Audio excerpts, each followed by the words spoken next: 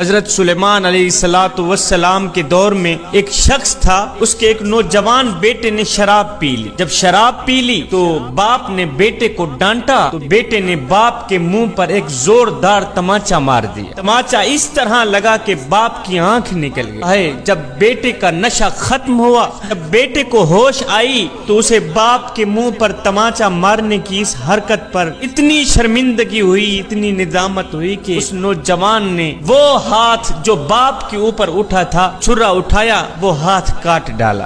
جب باپ نے بیٹے کا کٹا ہاتھ دیکھا، ایک دم پاؤں سے زمین نکل گئی، رو کر کہنے لگا، او میرے بیٹے، کاش میری ہزاریں ہوتی، ایک ایک کر کے نکل پڑتی، وہ میں برداشت کر لیتا، لیکن تیرا کٹا ہاتھ دیکھ کر میرا جگرا پھٹ گیا ہے، مجھ سے برداشت نہیں ہو رہا۔ میرے بیٹے، یہ تو نے کیا کر دیا ہے؟ تو نے اپنا ہاتھ کیوں کاٹا ہے؟ جس وقت میری آنکھ نکلی تھی، کاش کہ اسی وقت میں مر جاتا کہ مجھے میرے لال کا کٹا ہاتھ نہ دیکھنا پڑتا۔ میرے لال، یہ تو نے کیا کر دیا ہے؟ ایک چھوٹی سی باپ کی آنکھ کے پیچھے تو نے اتنا بڑا ہاتھ کاٹ دیا، تو نے تو میرا جگرا پھاڑ دیا۔ اب یہ دونوں حضرت سیدنا سلیمان علیہ السلام کی خدمت میں حاضر ہوئے۔ جب حاضر ہوئے تو اپنا سارا قصہ سنایا۔ اس کے بعد حضرت سلیمان علیہ السلام نے کیا کیا؟ بیٹے کا کٹا ہاتھ اس کی جگہ رکھ دیا اور باپ کی نکلی آنکھ بھی اس کی جگہ رکھ دی۔ پھر دونوں ہاتھ اٹھائے، عرض کیو، میرے کریم رب، بیٹے کی ندامت کے صدقے اور باپ کے آنسوں کے صدقے دونوں کو شفا عطا فرما۔ فوراً میرے اللہ رب العالمین نے سیدنا سلیمان علیہ السلام کی دعا قبول فرمائی، دونوں کو شفا عطا فرما۔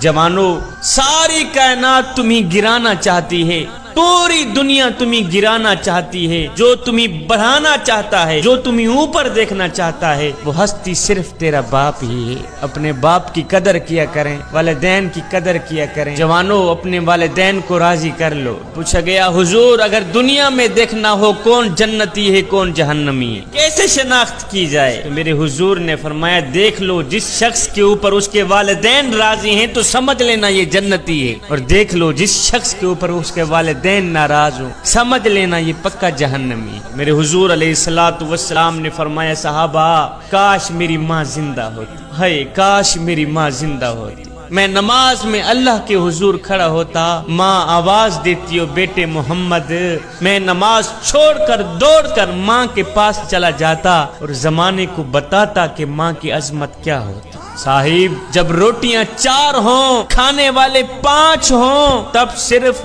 ماں ہی کہتی ہے کہ بیٹا مجھے بھوک نہیں۔